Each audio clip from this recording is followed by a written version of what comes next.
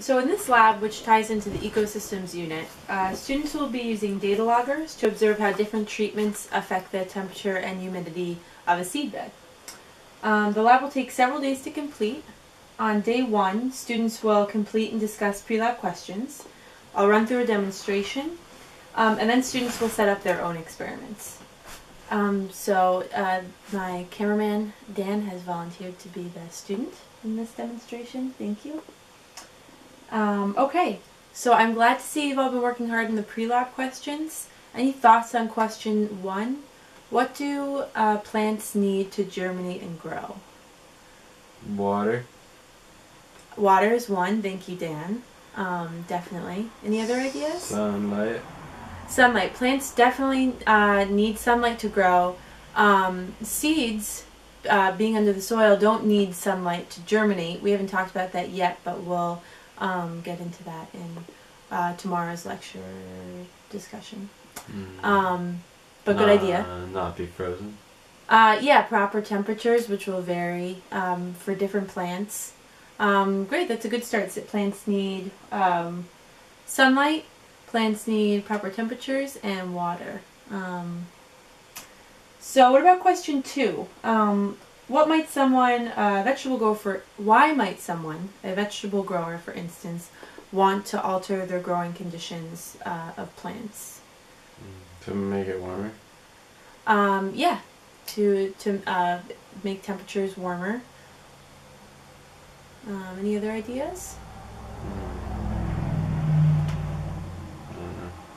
I don't know. That's a good start.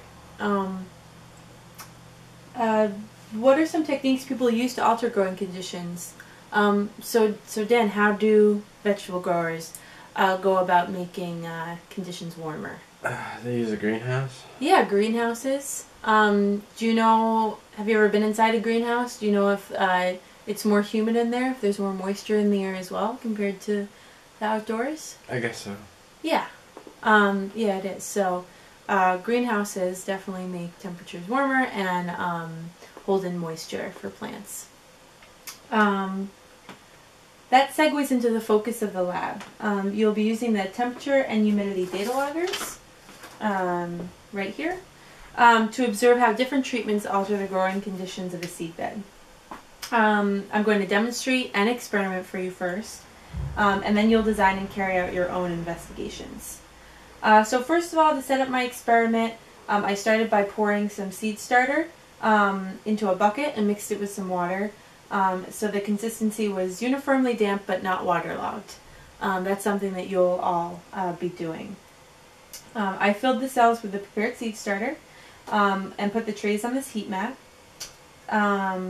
For this demonstration, I've chosen 2 treatments, tin foil to cover the seed bed, and also a plastic tray cover. And this naked seed bed will be my control. Does anyone remember what a control group is? Dan, you've been a very active student today. What do you think? It's the one that doesn't change. Yeah, well, it's the one that we're using to compare the effect of the treatments. Yes. Remember that I said that, so I'm using the word treatments. What does the word treatment mean in this context? It's the things you change? Yeah, it's the variables that the scientists are testing. Alright, lastly, what are the control variables in this experiment? What are some control variables? And first of all, what are control variables?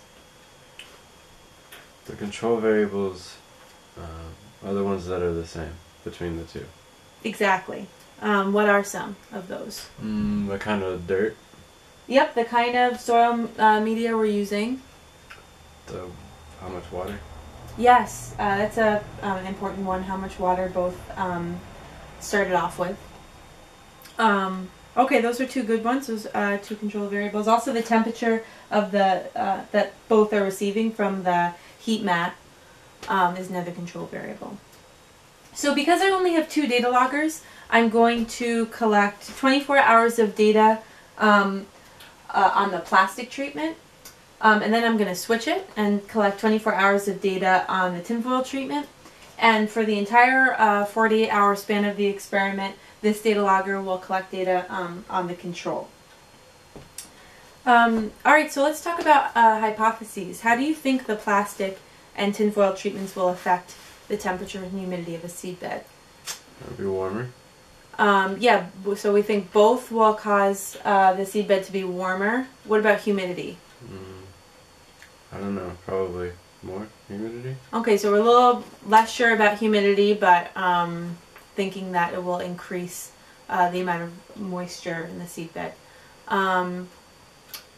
Do you have an idea, do you have any guesses on whether the plastic or tinfoil will be different? Or how they'll be different from one another? I don't know. Alright, well, we'll see. So, I actually set up this experiment 2 days ago, collected all the data, so we can actually go ahead and look at the data now before you go off and do your own experiments, okay? Okay, as you can see, both the uncovered and covered groups started out at 72 degrees Fahrenheit and about 34% relative humidity. I would start by showing the class the graph and asking students to share their interpretations and talk about whether the graphs seem to support or not support their hypotheses. So what the graphs do show is that both the tinfoil and plastic treatments had higher temperatures and higher relative humidities as opposed to the, or as compared to the uncovered control. I would direct students' attention to this point in the graph and ask them to talk about what might be going on there. And a little bit before that point, at about 7:30, is when I had changed to an aluminum foil cover from the plastic tray cover. And so at that point, we can see the temperature and relative humidity jumped up and remained higher for the duration of the experiment. So I'm running short on time. Rather than run through how I would do statistics, I'm just going to talk about the statistics. So the average temperature and relative humidities for both the plastic tray cover and aluminum foil cover were both higher than the uncovered control. The tinfoil treatment was on average, had an average temperature that was 10 degrees higher than that of the plastic treatment, and a relative humidity that was an average of 10 percentage points higher than the plastic treatment. So I would follow up the statistics with a discussion, and I would ask students, why did the tinfoil hold in more heat and moisture? Which data is more variable, the control data or the covered data, and why? Then looking just at the covered data, which is more variable, the tinfoil data or the plastic data? And again, I would ask for explanations about all of this. I would ask why the temperatures seem to dip and rise periodically in both graphs. If a heating pad had not been used in this experiment, do students think the results would have been different, aside from the fact that temperatures overall would be lower? Let's see, I would ask, are there any issues with my experimental design that might affect the validity of my data? Which there definitely are. I would ask, which treatment would create the most suitable environment for plant growth, and what about plant germination? So at that point, I would break the class up into groups, and they would brainstorm ideas for their experimental designs. As they worked, I'd be circulating around the room, answering questions. When they were ready, I'd help them gather materials to set up their experiments. And on day 1, they should have time to set up their data probes and start collecting data. And that's it. Thanks very much.